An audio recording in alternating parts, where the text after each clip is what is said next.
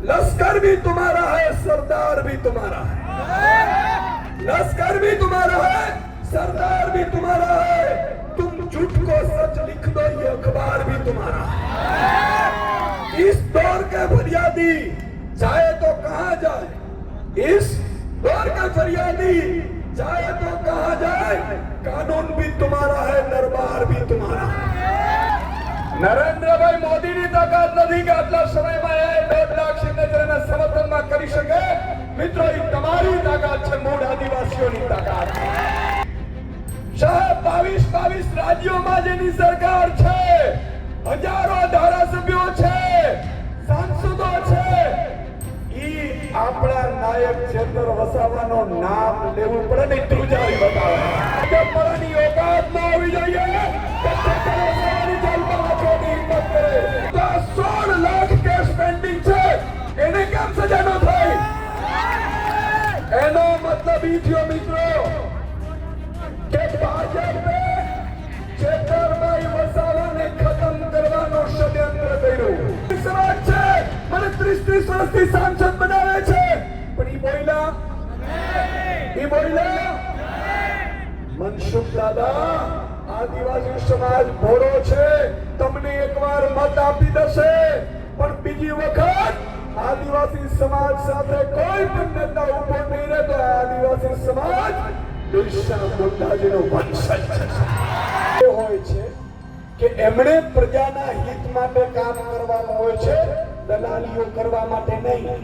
આ બધે તમે ફોન કરીને કહેજો કે આપણા ચેતરભાઈ વસાવાની સામે આ ધવલ પટેલે નિવેદન કર્યું છે, આવતી ચૂંટણીમાં ધવલ પટેલ જીતવાનો જોઈએ સાહેબ. અરે વનવાસી નથી, ભાજપ બનાવો. તમારો જન્મ નહોતો થયો ત્યાંના મૂળ આદિવાસીઓ અમે છીએ. અમે આ ધરતીના માલિક છીએ. એ 18 દિવસનો યુવાન ભાજપનો કાર્ડ બનીને સાહેબ જમીનો છે.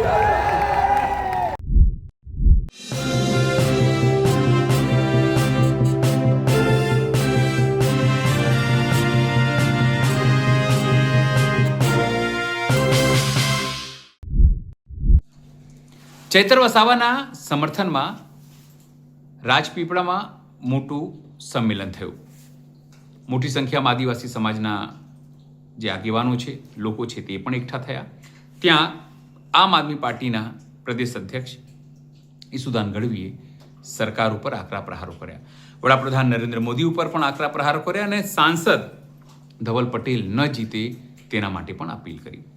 તેઓએ સ્પષ્ટપણે વાત કહી કે ચૈતર વસાવાને સરકારના ઇશારે એટલે ભારતીય જનતા પાર્ટીના ઇશારે ફસાવવામાં આવ્યા છે અને તેને છોડાવવા માટે હવે જે કરવું પડે એ તમામ વસ્તુઓ આમ આદમી પાર્ટી તો કરી રહી છે, પણ આદિવાસીઓએ પણ કરવું પડશે.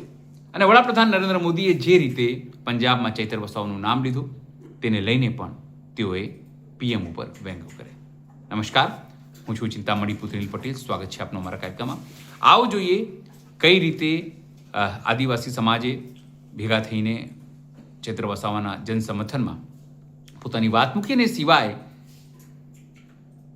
ઈશુદાન ગઢવી કેવી રીતે ભાજપ ઉપર, વડાપ્રધાન નરેન્દ્ર મોદી ઉપર અને સ્થાનિક ભાજપના નેતાઓ પર આકરા પ્રહારો કર્યા. જય આદિવાસી!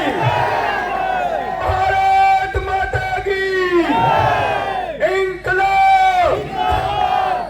મિત્રો, આજે હું જ્યારે ડેડિયાપાડા, નર્મદા અને આદિવાસીની ધરતી ઉપર આવું છું ત્યારે મને ભારતના એ મૂળ આદિવાસીઓ નજરે પડે છે જેણે આ ધરતીને બચાવી છે સાહેબ.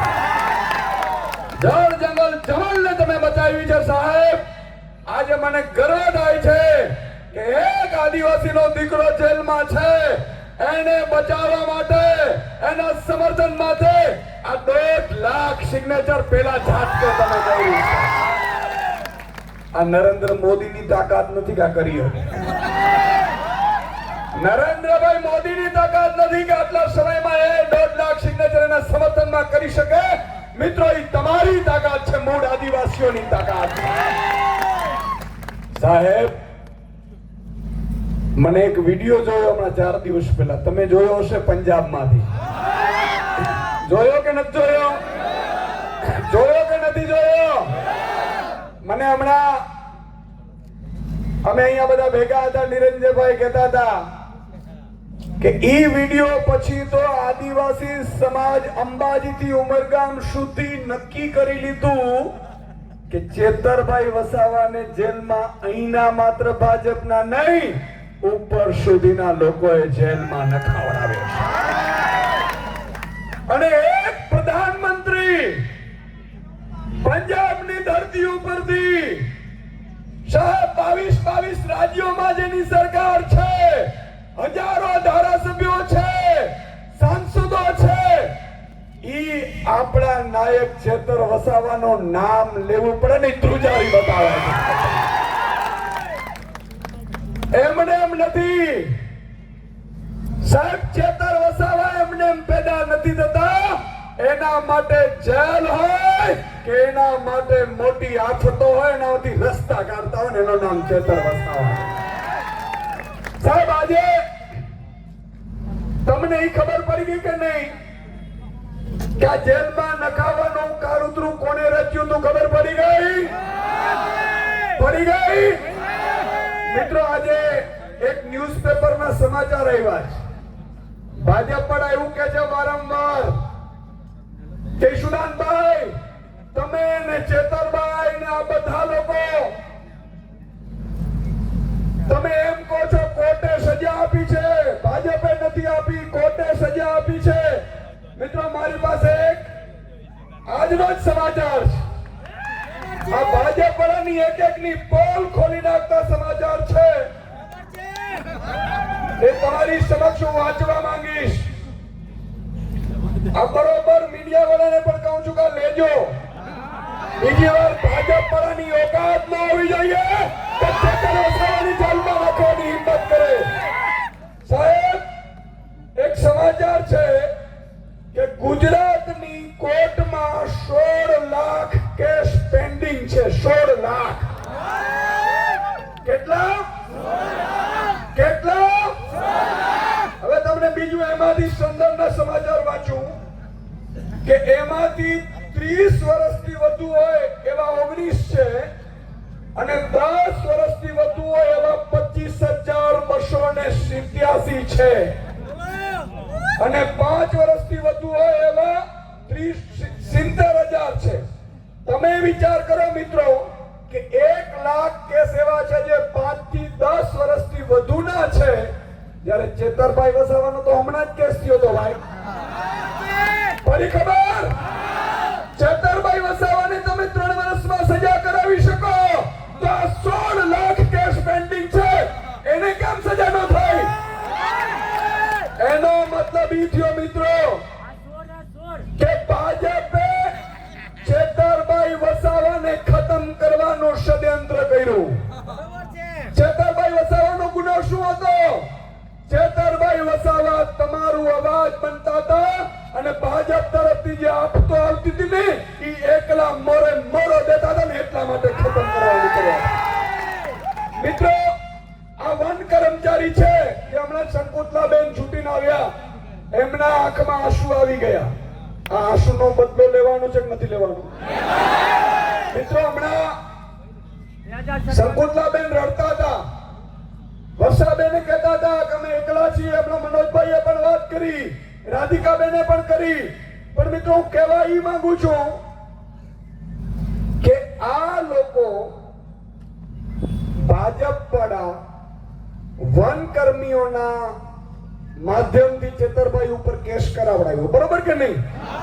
હવે આદિવાસી ખેડૂત એના રાત્રે 2 વાગે એના ખેતરમાં વન કર્મીઓ ઉભો પાક લણી નાખે તો પેલી જવાબદારી તો મનસુખ દાદાની આવતી હતી સાંસદ. સાચું કે નહીં? મનસુખ દાદાની જવાબદારી આવતી હતી કે એમણે વન કર્મચારીઓને કહેવું જોઈતું હતું કે આ તમે ખોટું કરો છો, આ મારા આદિવાસી સમાજ છે, મને 30 વર્ષથી સાંસદ બનાવે છે. પણ ઈ બોલ્યા? ઈ બોલ્યા? મનસુખ દાદા, આદિવાસી સમાજ ભોળો છે, તમને એકવાર મત આપી દેશે, પણ બીજી વખત આદિવાસી સમાજ સાથે કોઈ પણ નેતા ઉભો નહીં રહે તો આદિવાસી સમાજ બિરસા મુંડાજીનો વંશજ છે.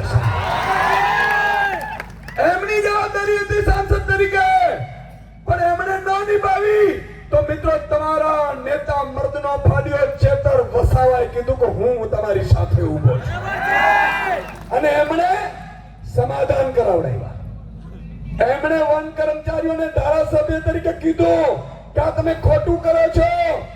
મિત્રો, આજે મને ગર્વ થાય છે કે સાહેબ ધારાસભ્ય, સાંસદ કે મંત્રી કે મુખ્યમંત્રીની જવાબદારીઓ શું હોય?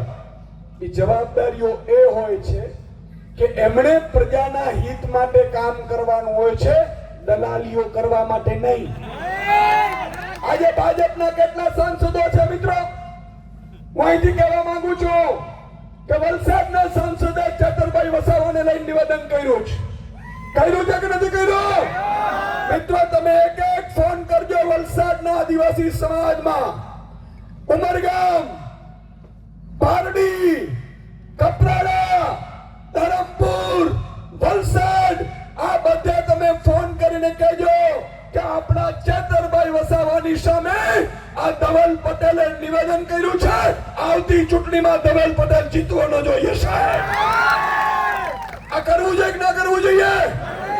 એકતા બતાવી જોઈએ કે ન બતાવી જોઈએ? મિત્રો, એટલા માટે કે આદિવાસી સમાજ માટે બોલી નથી શકતા. એ ભાજપની પીપોડી થઈ ગયા છે. આજે ગણપત વસાવા છે, આટલા સમયથી મંત્રી રહ્યા. ગણપતભાઈએ ક્યારે જળ જંગલ જમીનનો મુદ્દો ઉઠાવ્યો હોય તો મને કયો સાહેબ? 73 નંબરની જમીનનો મુદ્દો ઉઠાવ્યો હોય તો કયો? આદિવાસી સમાજ 30 વર્ષથી પછાત છે મિત્રો, આ ભાજપના કારણે. અને ભાજપ તો આપણે વનવાસી કરવા નીકળ્યું હતું, બરોબર કે નહીં? ભાજપ એવું કહેતું હતું આ તો વનવાસી છે. અરે વનવાસી નથી, ભાજપ બનાવો. તમારો જન્મ નતો થયો ને ત્યાંના મૂળ આદિવાસીઓ અમે છીએ. અમે આ ધરતીના માલિક છીએ.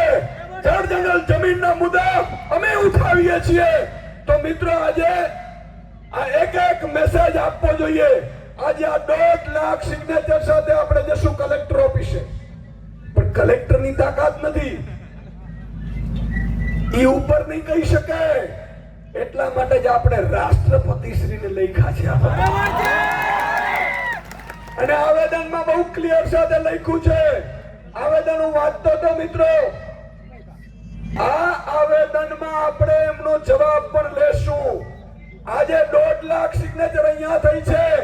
27 તારીખે રાધિકાબેન ની ટીમ છોટા ઉદેપુરમાં પણ આવો સંમેલન કરવાના છે. ભાજપ વાળા એક દિવસ ચેતર વસાવાને જેલમાં રખાવશે. 1 લાખ આદિવાસી ઉભા થઈને ભાજપની સામે પડશે. અને આ એકતા રાખવી પડશે મિત્રો. આપણે એકતા રાખવી પડશે. જો આપણે એકતા નહીં રાખીએ તો આ લોકો હવે જળ જંગલ જમીન તો ઠીક, આદિવાસી સમાજને ભાજપ રેવા પણ નહીં દે. આ આપણી અસ્તિત્વની લડાઈ છે સાહેબ. અને ભાજપને ખબર હોવી જોઈએ, એને ખબર પડવી જોઈએ કે ભગવાન બિરસા મુંડા જો અંગ્રેજોની સામે ન ઝૂક્યા હોય તો એના વંશજ છે. ભાજપ તમારી ઓકાત નથી એમને ઝુકાવી. અને એ ભાજપને થોડા દિવસે તાળા દેખાઈ ગયા સાહેબ. 18 દિવસના એક દીકરાને આ ભાજપે જેલમાં નખાવડાવ્યું. અને હું આજે કહીને જાઉં છું, મેં ડેડિયાપાડામાં પણ કીધું હતું કે ભગવાન કૃષ્ણ જેલમાં જન્મ્યો હતો અને ચેતર વસાવા થોડીક ઉંમર થઈ જશે પછી એ 18 દિવસનો યુવાન ભાજપનો કાર્ડ બનીને સાહેબ જન્મ્યો છે. યાદ રાખો. એને તમે જેલમાં નખાવ્યા. તેનો ગુનો શું હતો? હજી તો એને ખબર નહોતી કે આને રોટલી કહેવાય, આને મામો કહેવાય, આને કાકો કહેવાય, આને ભાજપિયાઓ કહેવાય. આ ખબર પણ નહોતી. પણ ભાજપિયાઓને કહેવા માંગુ છું મિત્રો, અને એક પંક્તિ સાથે મારું આપણે પૂરું કરીશું. બાકી આપણે નંદ રાજા નંદબીલને ત્યાં ફુલાર કરી અને પછી કલેક્ટર ઓફિસે આપણે આવેદન આપીશું. આપણે સૌએ સાથે જોડાવાનું છે. એક લાઈનમાં આપણે જાશું. પણ એક પંક્તિ મારે કહેવાની છે ભાજપિયાઓને. બરોબર તમારે પણ પછી એને કહેવાની છે રીલ બનાવીને, लश्कर भी तुम्हारा है, सरदार भी तुम्हारा है. लश्कर भी तुम्हारा है, सरदार भी तुम्हारा है. तुम झूठ को सच लिख दो, ये अखबार भी तुम्हारा है। इस दौर के फरियादी जाए तो कहां जाए, इस दौर के फरियादी जाए तो कहां जाए, कानून भी तुम्हारा है, दरबार भी तुम्हारा है। सूरज की तपन तुमसे बर्दाश्त नहीं होती, सूरज की तपन तुमसे बर्दाश्त नहीं होती। एक मीम के पुतले का किरदार तुम्हारा है, किरदार भी तुम्हारा है। આજે આદિવાસી સમાજે એકતા બતાવી છે મિત્રો। અત્યાર સુધી મને યાદ નથી કે કોઈ નેતાના સમર્થનમાં 1.5 લાખ સિગ્નેચર થયો હોય, પણ હવે આ સિગ્નેચર ધીરે ધીરે ધીરે ધીરે 10 લાખ સુધી પહોંચાડવાની છે। બોલો પહોંચાડવાની કે નથી? હાથ ઊંચો કરીને મને વચન આપો, પહોંચાડવાની છે કે નથી પહોંચાડવાની?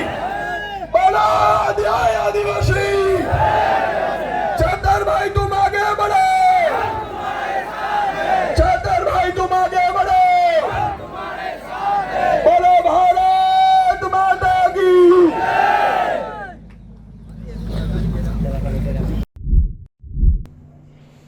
જે રીતે ઈશુદાન ગઢવીએ આકરા પ્રહારો કર્યા તેને લઈને આપ શું વિચારો છો જરૂરથી અમારા કોમેન્ટ બોક્સમાં કોમેન્ટ કરજો। એ સિવાય અમારી યુટ્યુબ ચેનલ લાઈક કરો, સબસ્ક્રાઈબ કરો, બેલ આઇકન દબાવો, સાથે નવા ઇન્સ્ટા પેજ અને ફેસબુક પેજને પણ તમે લાઈક કરો, શેર કરો અને ફોલો કરો। અત્યારે માટે બસ આટલું જ।